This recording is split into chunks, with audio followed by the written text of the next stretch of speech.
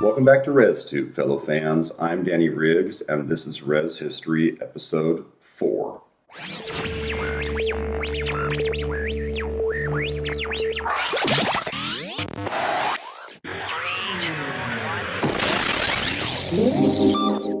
In the last episode of this series, we looked at the Third Reich and Roll, and so today we'll be talking about 245s that are associated with that LP. Actually, we'll be talking about 345s, but I'm getting ahead of myself. Before we look at the singles, I'd like to respond to some of the comments made on the last video in this series. Multiple people called me out on attributing the Get It On reference from the liner notes of the Third Reich and Roll to Al Green, which I corrected to be Marvin Gaye. Vincent Canada, Marv K, and Norman Umberger pointed out that the song Get It On by T-Rex really fits the whole rock and roll theme of that album much better. And so thanks a lot for pointing that out. Aside from that, I'd also like to extend a big thank you to everyone who posted constructive criticism. I'm looking at you, Dustin and Freak. So let's get started. There was no single released of any track off of the Third Reich and Roll. Instead, the Residents opted to release a cover version of sorts of one of the quintessential songs of the 60s, I Can't Get No Satisfaction by the Rolling Stones, originally released in 1965. And I say cover version of sorts because anyone familiar with the two versions will know that they really only share one facet, being the two lines, I can't get no satisfaction, and hey, hey, hey, that's what I say. Aside from that, there is no common ground whatsoever. Where the Stones' version of the song has that driving beat and the legendary guitar riff that relies on an astonishing 3 notes, the Res version is more of a tom drum-driven rhythm of a tribal nature with mercilessly banged cymbals. And it's true that their guitar work also relied on 3 notes, but those 3 notes have either immensely been overdubbed or in all likelihood a harmonizer was used, which automatically adds frequencies to the notes being played. The vocals are executed, literally. The guttural qualities of the singing voice are amplified by distortion, leaving many lines of the text inaudible. To this day, the lyrics have never been released, leading to various different interpretations that can be found online. Many of these include the name of American singer, actress, and TV personality Dinah Shore, who started off as a big band singer in the 1940s and later became the host of different variety shows on television. It's noteworthy that Shore was from the South, Tennessee to be exact, and that she was always associated with her Southern accent, much like some of the voices that we have come to love as Res fans. But back to the single. A quote by journalist Jim Green of Trouser Press described the Res version of Satisfaction as the most determinedly repellent music I have ever heard, which the band would use later on in advertising, but we'll get there shortly. Side B of the single is a song that has nothing to do with the Third Reich and Roll at all. An original composition by the Residents called Loser is Congruent to Weed. This track is very different than Satisfaction. It is a highly complex composition, not only in its layering and mixing of sounds as is Satisfaction, but also in its structure. The beat of the song starts off in 4/4s, which segues into 6/8s when the chords start playing, only to return to a 4/4 feel as soon as the vocals start. All this and the sheer speed of the song makes the brain stumble as it tries to keep up. Now let's take a look at some background info about the single. The cryptic guide lets us know that the 45 was recorded between April and June of 1976. The first edition was released on September 12, 1976, as a limited edition of 200 copies. These were housed in a fold-out sleeve with a hand-screened cover with 3 colors, which were hand-inked with 3 more colors before release.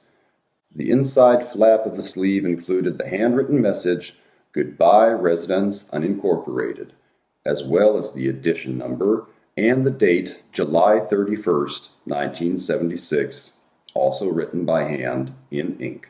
The single came with an accordingly numbered hype sticker on the shrink wrapping and a registration card with the same numbering that buyers were urged to send back to the Cryptic Corporation in order to obtain annual updates on the value of their collector's item. This service was, however, never implicated as it proved to be too time-consuming. The figure shown on the cover of the single was a King Kong toy made in Hong Kong starting in the 1960s, a so-called King Kong jiggler. To me, the hand on the cover resembles a lot of the artwork of Monty Python, but maybe that's just me. The back of the sleeve reads, "The resident's satisfaction, backed with loser is congruent with weed." Thanks to Snakefinger, this being his first appearance on an official Residence release. Don, who we now know to have been Don Jakovich, who played percussion on side B of the single, and the Pointless Sisters. It's widely known that the Pointless Sisters' contribution was arranged by Joshua Raoul Brody, although that was not made official until the 1986 release of the compilation album Hell.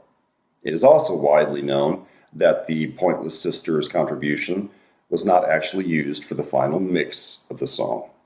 And it's pretty safe to assume that the name The Pointless Sisters was an allusion to the Pointer Sisters, who were a rhythm and blues singing group who have been active since 1970 to this day.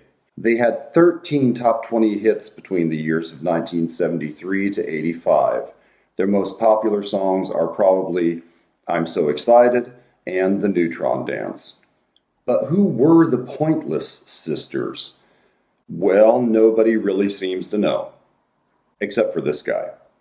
In the astounding collection of the Eyeball Museum, Andreas Mathews has a signed copy of Duckstab that was gifted to one of the Pointless Sisters. It is signed, a resident, another resident, and even another resident, and lastly, Rots of Ruv Snakefinger. Inside the flap of the sleeve, another signature reads, To Bon Bon, Rest Rishes, Ray Resident.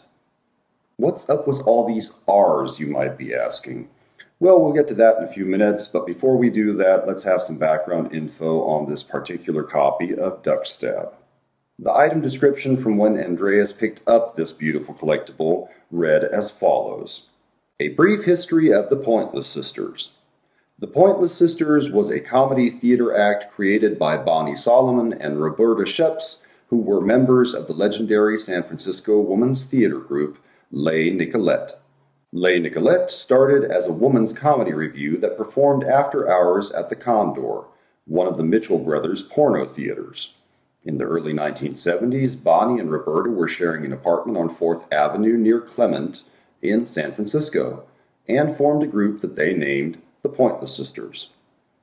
The group did a sort of warped tongue-in-cheek Andrews Sisters imitation, singing standards and odd comedy songs in three-part harmonies at local clubs. In 1974, Bonnie became involved with Josh J. Raoul Brody, who moved into the 4th Avenue apartment and became the accompanist for the band. I became involved with the group in 1975 when I was introduced to J. Raoul by a mutual friend. I played stand-up and electric bass for the Pointless Sisters in 76 and 77. At that time, the group consisted of Bonnie, Roberta, J. Raoul, myself, and Maria Scapatoni, a.k.a. Maria Manhattan, a San Francisco artist. The Pointless Sisters and the Residents. The Residents became associated with the Pointless Sisters through J. Raoul, who had assisted the Residents with various early musical projects. In 1975, the Residents asked J. Raoul to arrange background vocals for their Satisfaction single, which he and the girls recorded but were eventually edited out of the final mix. I met the Residents, or more correctly, I suppose, the members of the Cryptic Corporation who professed to know the Residents, at a party at the apartment on 4th Avenue sometime in '76 to mark the release of the Satisfaction single.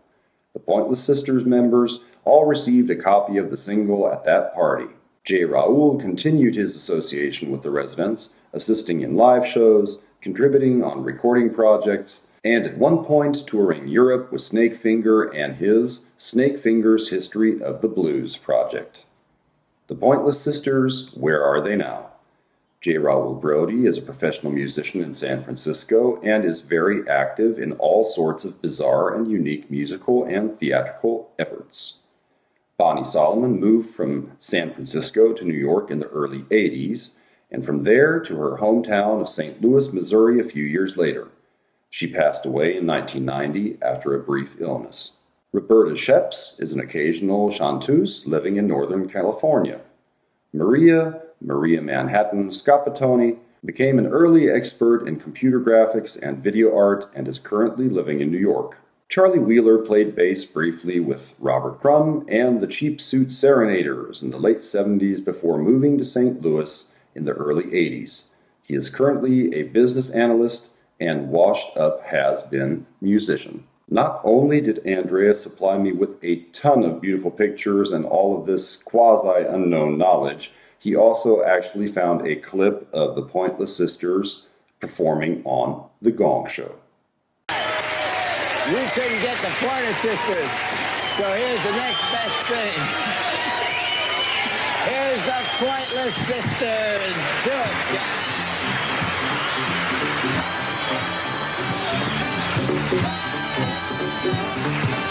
Pardon me, boys. Is that the Chattanooga choo-choo? Choo-choo-choo.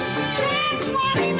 I want to get there on time. You gotta get there on time. I can't afford my board. It's Chattanooga choo-choo. Chattanooga choo-choo. I've got my space. And right through the band. A small side note, if you don't know The Gong Show, I suggest you look it up. It's a crazy, crazy chapter of American television history, and there is also a biopic of the inventor of The Gong Show, Chuck Barris, that is entitled Confessions of a Dangerous Mind, starring Sam Rockwell, Drew Barrymore, and starring and directed by George Clooney.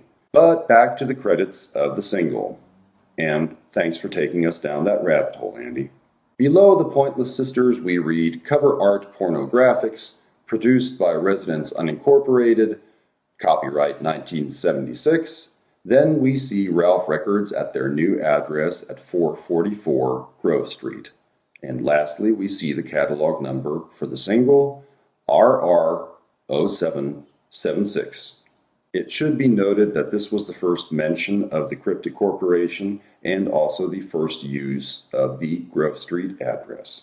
In a later advertisement, the Res had the following to say about Satisfaction. The Residents released their Satisfaction in 1976. It was immediately acclaimed as the most extreme and intense record ever recorded, a pre-punk masterpiece. The popularity of the Duckstab EP and the unexpected demand for the track Satisfaction moved the group to re-release the 45 in August of 1978. This time, a run of 30,000 singles on yellow vinyl were released housed in a yellow and red sleeve with a redesigned artwork by Pornographics. The fonts used for this reissue have an Asian feel to them, and the large text on the front seems to read, "The residents are practically Japanese, but no one knows." I say it seems because the letters hidden by the King Kong figure are definitely not enough to spell out practically, or practicing for that matter. It might have fit if Japanese were spelled correctly, not to mention that the last letter that's obscured doesn't look like a Y or a G. Can anyone out there think of a word that might fit better? If so, please comment. Not only did the release make use of Asian or pseudo-Asian imagery, the Residents also leaned into that style for advertisements like the ones we were just looking at. There was also some humor of, let's say, an edgy kind. The tagline of this ad reads, "Are you too yellow to get satisfaction?" The yellow at hand here really works in two ways. One being that yellow is often associated with Asian people, which isn't exactly kosher by today's cancel culture standards. By the way, can I still say kosher? And the other meaning that yellow has is that it is often associated with cowardice or being afraid, at least in American English. Why is this the case? I don't know, and I don't want to look it up.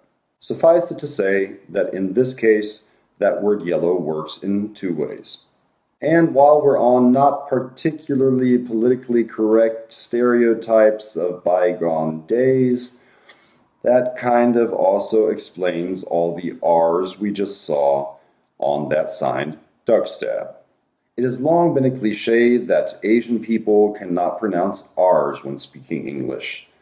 It brings to mind a movie from my American childhood that was, I believe, in the late 80s called A Christmas Story.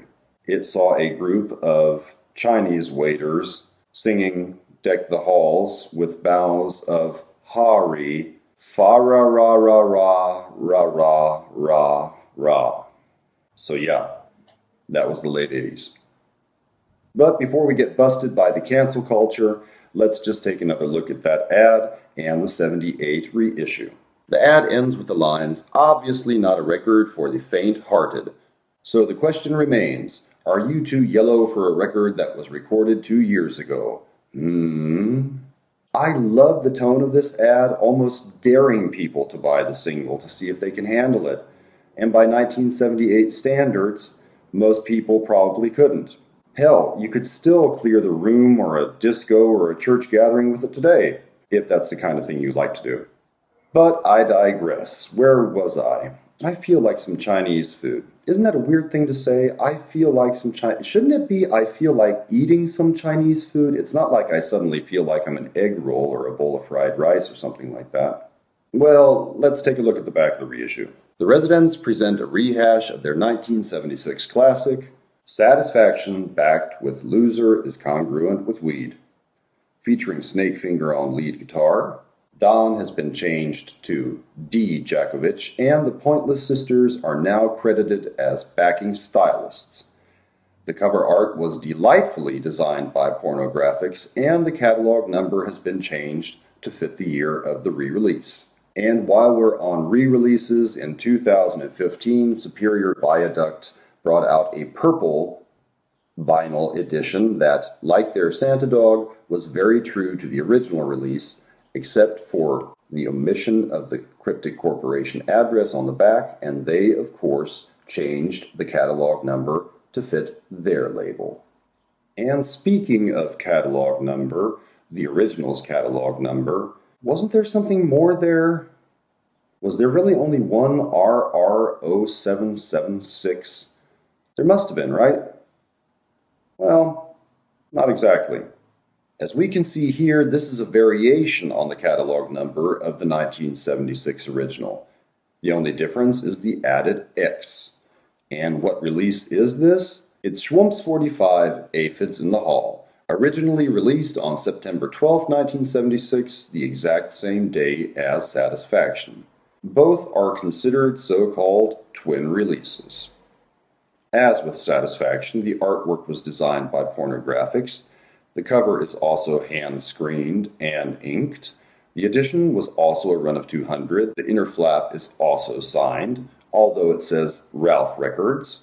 The handwritten date is also the same, as are the record labels, and this single also came with a numbered hype sticker and a numbered registration card. And just as is the case with Satisfaction, the record labels still feature the Sycamore address, even though the back of the covers say Grove Street. This was the first release on Ralph Records that was not by the Residents, but they did produce the songs as well as contributing music to the side B of the 45, You're a Martian/Home. It's kind of funny how both side Bs have a symbol in their name, very, very untypical, really. Just like both covers having those so-called Ben Day dots on them. Just a cool idea. The thanks on the back of Aphids in the Hall are extended to Bobby and Friends, Blaine, and the Residents. Who's Bobby? No idea. Blaine. Blaine Reininger? Possibly. And who are the Residents? I don't know. As Faust taught us, we are not meant to know everything. To go into detail on how Schwump met the Residents and how their relationship transpired would be way too much for this one clip, So for now, we'll stick to the fact that this was the only release of the 45 until Psychophone re-released it in 3 versions in 2018. I don't have an original Satisfaction, but the Superior Viaduct version is very cool to have. And I don't have an original Aphids in the Hall either, but the Psychophone Records versions totally rock. There were 3 different versions: 200 on black vinyl, the so-called standard edition, 100 on clear vinyl in a hand-numbered sleeve, and there was also a special edition of 100 copies on red vinyl that came in a hand-printed sleeve with a hand-numbered hype sticker on the shrink wrap and 2 postcards. All 3 also came with a registration card. I was also fortunate enough to get a test pressing of this run, as well as this beautiful variant on purple vinyl. And I was downright lucky to get these 3 signed copies from Barry Schwam, aka Schwump himself, before he passed away. They include an unnumbered red version, an artist proof of the clear pressing, and a standard black edition that has this quote from Aphids written on the cover.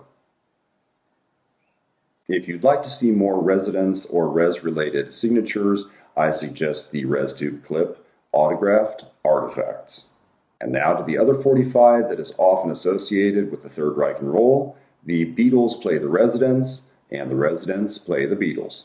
To start off, it's interesting that neither the cryptic guide, Uncle Willie's book, or Never Known Questions by Ian Shirley associate this single with the Third Reich and Roll. It was recorded between March and May of '77 and released on August 16th of that year.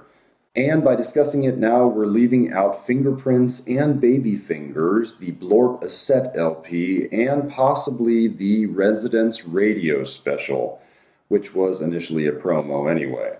Both the 45 and the radio special were put out in August of '77, so no idea what came first, the single or the tape.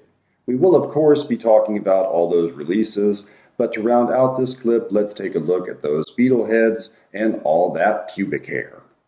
The 45, which I will from now on be calling the Beatles Play, has been lumped in with the Third Reich and Roll since the 1987 CD releases of the album by East Side Digital in the US and Torso in the Netherlands. And I get why. It fits the concept of music about music perfectly, especially side A of the single, which is Beyond the Valley of a Day in the Life.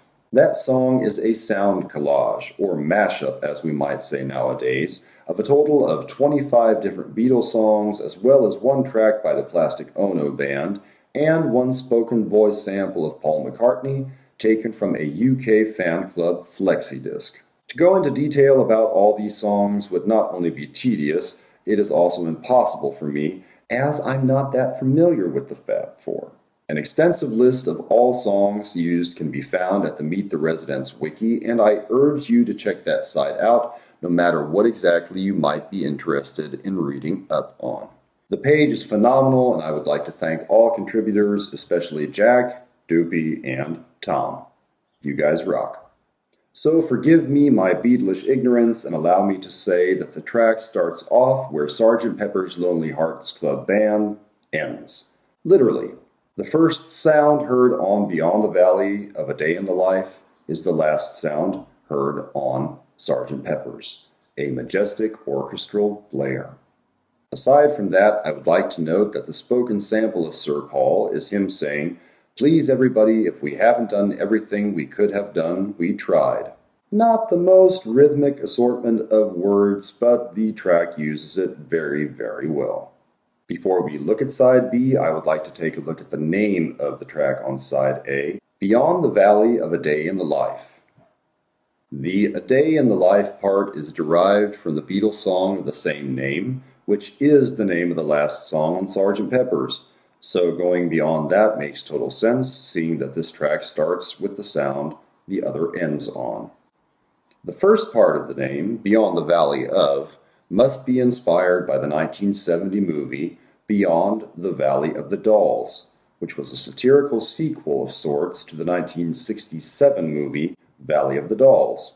The first movie was about barbiturate addiction, with dolls being slang for depressant pills, aka Downers. After that movie's surprise success in theaters, the sequel, Beyond the Valley of the Dolls, was made. Both went on to become cult hits in their own right. I've never seen either, but I knew that name sounded familiar from somewhere. So before we get all too down, let's take a look at side B, the song Flying. According to legend, Flying was chosen to cover because it was the only Beatles song the residents could find that gave all 4 of the Beatles writing credits. The original is from the Beatles' 1967 LP, Magical Mystery Tour. Whereas the original is an instrumental, the Res rendition features vocals, mostly spelling out the name of the tune, and at one point with one resident repeating the McCartney quote used on side A, albeit with a more cynical tone of voice that ends with a sinister-sounding laugh. The 45 was a limited edition of 500 copies in a hand-screened, 3-color fold-out sleeve, with an embossed seal on the back with the edition number handwritten in the middle. I might not have an original satisfaction or aphids, but I do consider myself very lucky to have a copy of this single, which is an artist's proof to boot. Like the 2 aforementioned 45s, this one also came with a numbered registration card. The credits for the album read, thanks to M. Holmes, harpist, no idea, T. Logan, also no frickin' idea, and Rather Ripped Records, which we've already talked about in episode 3. Cover art by Pornographics and produced by the residents. Patent and copyright by the Cryptic Corporation, Ralph Records, and the Grove Street address. At the bottom, we see the catalog number. The record label on side A credits the Beatles as the performers and the residents as the writers, and the label on side B does the exact opposite. Of course, the Beatles did not really perform on this single, but that didn't keep the track on side A from appearing on different Beatles bootlegs, like on this 1979 LP, Silver Lining. Imagine the Beatles fan that bought a copy of this album only to stumble across that song. What a trip that must have been. I could add that Satisfaction was performed on the Mole Show tour, and that 2 versions of the song were recently released for the Record Store Day LP, Leftovers Again, one of which might even really feature the Pointless Sisters. I could also add that Loser is congruent with Weed was performed during the Randy, Chuck, and Bob era. It's on the live CD. I could also tell you that Beyond the Valley of a Day in the Life was recreated by Pure Liquid Light for the I Am a Resident project and retitled as YouTube Plays the Beatles Play Beyond the Valley of a Day in the Life, which was only released on the vinyl art release associated with I Am a Resident. And only 25 of them were made, so yeah. But all good things must come to an end. And all bad things too, I suppose. Not to mention, I'm still dying for some Chinese food. Why do we say that anyway? Dying for. It's beyond me. Beyond the valley of... Okay, I'll shut up now. Thanks for tuning in. Please hit like and subscribe. Comment if you feel like it. And until next time, you guys stay healthy and you stay weird. Bye-bye now.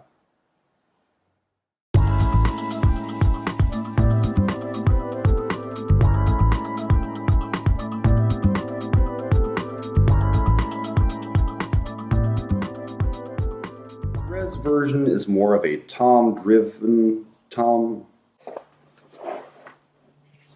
various different interpretations to this, leading to various different the beat of the song starts as it proved to be too kime, as it proved the letters hidden by the King Kong finger vibe that is often association. Track starts off where Sergeant Pecker, like the sound of that. Thanks for tuning in.